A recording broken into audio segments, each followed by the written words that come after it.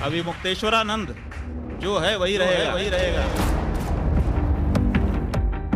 मोदी जी के लिए आपके पास सारी दवाइयाँ कड़वी ही हैं क्या? भाई सवाल ये है कि इस समय मोदी जी सत्ता में हैं। मोदी जी धार्मिक आस्था वाले व्यक्ति हैं। अगर वो इस बात को ठीक से समझ लेंगे तो वो हमारी बात मानने लग जाएंगे। एक अंबानी के विवाह में हम गए, आप हमसे प्रश्न पूछ रहे हो। 1000 गरीबों के घर में हम जा चुके हैं अभी तक।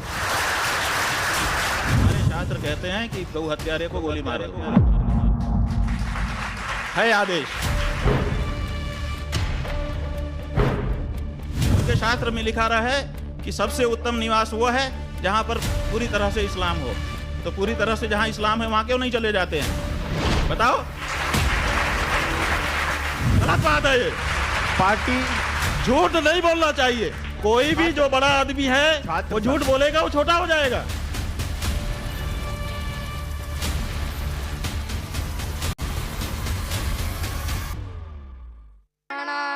प्रजया धनेन त्यागेनैके अमृतत्वमानशुः परेण नाकन्निहितं गुहायां विभ्राजते तत्यतयो विशन्ति वेदान्तविज्ञानसुनिश्चितार्था सन्न्यासयोगाद्यतयः शुद्धसत्त्वाः ते ब्रह्मलोके दुपरान्तकाले। बहुत स्वागत है आपका हमारे इस विशेष कार्यक्रम में, विशेष प्रस्तुति में, जिसका नाम है धर्म संकट। और आज आपने देखा किस तरीके से नन्हे मुखों से जब हमने स्वस्ति वाचन सुना, जब हमने गुरु अर्चना सुनी, जब हमने सनातन की जय जयकार सुनी, तो एक विशेष तरह का अनुभव हुआ।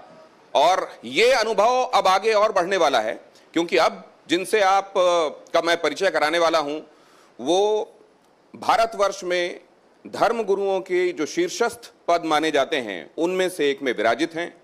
बद्रिकाश्रम ज्योतिर्मठ के पीठाधीश्वर शंकराचार्य अवमुक्तेश्वरानंद हमारे साथ आज की चर्चा में शामिल हो रहे हैं। बहुत सारे समाज के सामने और खुद धर्म गुरुओं के सामने, धर्म गुरुओं से जुड़े हुए ऐसे सवाल हैं जिनको धर्म संकट की श्रेणी में रखा जा सकता है। आज बहुत सारे मुद्दों पर उनसे चर्चा होगी, लेकिन पहले, क्योंकि वो धर्म गुरु हैं, धर्म के ध्वज के वाहक हैं, तो पहले मैं उनको गुरु होने के नाते प्रणाम करता हूं। सादर प्रणाम मेरा स्वीकार करें, हमारे तमाम दर्शकों का स्वीकार करें।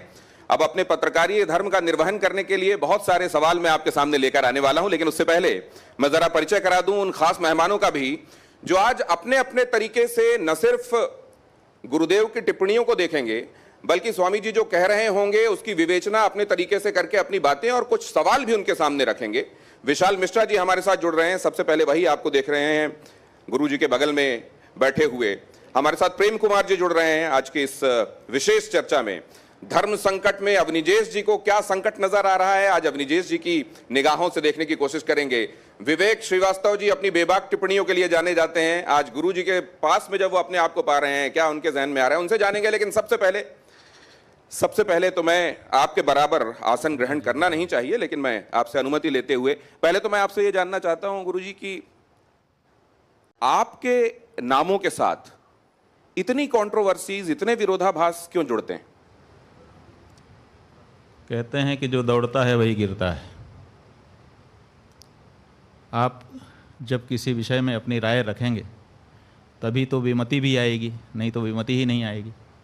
तो चूंकि समसामयिक जो संदर्भ हैं हमारे सनातन धर्म के, हिंदू धर्म के, उन पे हम अपने शास्त्र और अपनी परंपराओं के अनुसार विचार सामने रखते हैं, इसीलिए उस पे बात होती है।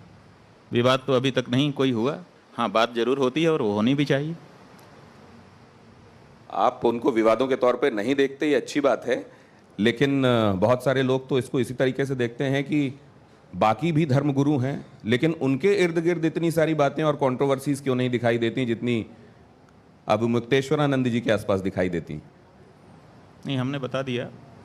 अगर वो भी अपनी राय रखेंगे तो उनके सामने भी ये प्रश्न आएंगे। गौ माता के लिए आपका जो संकल्प है, मैं देखता हूं कि अभी कई लोग आपसे मिलने आए थे बाहर दूसरे राज्यों से, आपने जय गौ माता करके उनसे बात की। आपकी प्रायोरिटी में, प्राथमिकता में सबसे ऊपर गौ माता दिखाई देती हैं। राजनीतिक दल भी गौ माता को लेकर अपनी प्रतिबद्धता दिखाते हैं। भारतीय जनता पार्टी खासतौर से दिखाती है। अभी सचिन पायलट ने अपना जन्मदिन मनाया तो उन्होंने भी अपने जन्मदिन को गौ माता के लिए समर्पित जन्मदिन के तौर पर मनाया। तो सब जगह गौ के लिए समर्पण के साथ ही अगर काम हो रहे हैं तो समस्या कहाँ है? ये गाय की जो बात है ये हमारी नहीं है, ये हम हर हिंदू की बात है। और जहाँ तक प्रायोरिटी की बात है वो तो प्रतिदिन हमारे घरों में सिद्ध होती है। जब हम भोजन बनाते हैं तो भगवान के सामने खड़े होते हैं, त्वमेव माता च पिता त्वमेव सर्वम कह करके गुरु के सामने खड़े होते हैं। आप ही ब्रह्मा है, आप ही विष्णु हैं, आप ही महेश हैं, ये सब कहते हैं। लेकिन जब हमारे घर की रोटी बनती है, हमारे माने हम हिंदुओं सनातनियों के घर की, तो सबसे पहली रोटी गुरु की भी नहीं होती, ईश्वर की भी नहीं होती, हमारे घर के बुजुर्ग और बच्चे की भी नहीं होती, वो रोटी होती है गाय की। इससे हमने ये सिद्ध कर दिया है प्रतिदिन की प्रैक्टिस से कि हमारे लिए अगर सबसे बड़ी प्रायोरिटी कोई है तो गाय है। आपने जो अभी व्यवस्था बताई, शास्त्रोक्त व्यवस्था हिंदू होने के संदर्भ में, लेकिन इसको लेकर तो जो सुप्रीम कोर्ट ने कहा और कई बार आरएसएस भी इस बात को दोहरा चुका है कि ये तो जीवन जीने का एक नज़रिया है, एक तरीका है जिसको हिंदुइज्म कहते हैं। मैं यहीं पर अवनीजेश जी को लाना चाहता हूं उनके सवाल के साथ।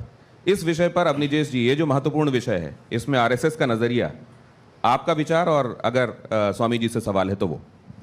मैं एक सवाल स्वामी जी से करना चाहूँगा कि आज जो स्थिति है, हम सब जानते हैं कि बांग्लादेश और पाकिस्तान भारत का ही हिस्सा थे। भारत से अलग होकर के 1947 और 1971 में अलग अलग देश बने।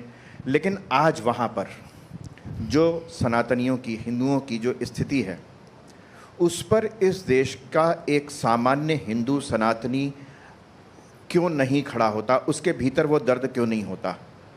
मैं ये जानना चाहता हूँ। गाज़ा फ़िलिस्तीन में होने वाले का यहाँ दर्द महसूस होता है, लेकिन जो बांग्लादेश और पाकिस्तान में हो रहा है उसका दर्द हमें महसूस क्यों नहीं होता?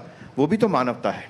कि सबसे पहले तो ये समझ लीजिए कि जो हमारा धर्म है उसकी क्या प्रकृति है और उनका जो धर्म है, तथाकथित धर्म शब्द से तो कहना नहीं चाहिए, उनका जो मजहब है उसकी क्या प्रकृति है, दोनों को समझने, पहले प्रकृति को समझना पड़ेगा। प्रकृति ये है कि उनका धर्म ही गिरोहबंदी है, गोलबंदी है। मेरे गोल में आ जाओ, काम पूरा हो गया, अब हम पूरी तरह से तुम्हारा प्रोटेक्शन करेंगे और अपने गोल से तुमको किसी हालत में निकलने नहीं देंगे, गोल के विरुद्ध कुछ करने नहीं देंगे, गोल में रहो, हम प्रोटेक्शन की जिम्मेदारी लेते हैं। इसीलिए गोलबंदी अगर हमारे प्रकृति में भी होती तो वहाँ पर अगर किसी के ऊपर कुछ होता तो तुरंत हमको भी प्रभाव पड़ता, क्योंकि गोलबंदी हमारे स्वभाव में नहीं है। और हम ये मानते हैं कि जो जहाँ है अपने ढंग से वो अपनी सुरक्षा की व्यवस्था किए हुए है, और अगर उसकी आवश्यकता होगी वो पुकार लगाएगा तो हम ज़रूर उसके लिए खड़े होंगे। और देखिए, इसीलिए चाहे बांग्लादेश हो, चाहे पाकिस्तान हो, चाहे कहीं दुनिया का दूसरा भूभाग हो, जब वहाँ से कोई समाचार आता है कि वहाँ के हिंदू आवश्यकता महसूस कर रहे हैं तो कोई भी हिंदू खड़ा होता है। लेकिन राजनीतिक प्रतिक्रियाएं इसमें जो आई, गाज़ा को लेकर ट्वीट जो लोग करने वाले आपको यहाँ की राजनीति के से जुड़े हुए दिखाई दिए, जब उन्होंने बांग्लादेश के संदर्भ में ट्वीट नहीं किया तो क्या आपको इससे आप आहत हुए? नहीं, देखिए बात यह है कि चूंकि उनकी गोलबंदी है तो जहाँ पर जितनी बड़ी गोलबंदी होगी हमारे राजनीतिज्ञ उसको ज़्यादा महत्व देंगे। क्योंकि मैंने जो मेरा पॉलिटिकली जो रिएक्शंस है, इसमें जो ऑब्जर्वेशन है वो ये है कि भारत के प्रधानमंत्री ये कहते हैं कि ये बंद होना चाहिए, इसको लेकर कूटनीतिक जो रास्ते हैं वो अपनाए जाते हैं, लेकिन विपक्ष के जो नेता हैं उन्होंने गाज़ा के संदर्भ में ट्वीट किया, लेकिन बांग्लादेश के संदर्भ में हिंदुओं को लेकर उनका वैसा ट्वीट नहीं आया जैसा आना चाहिए। हाँ, नहीं आया क्योंकि उनसे उनको ज़्यादा आशा है।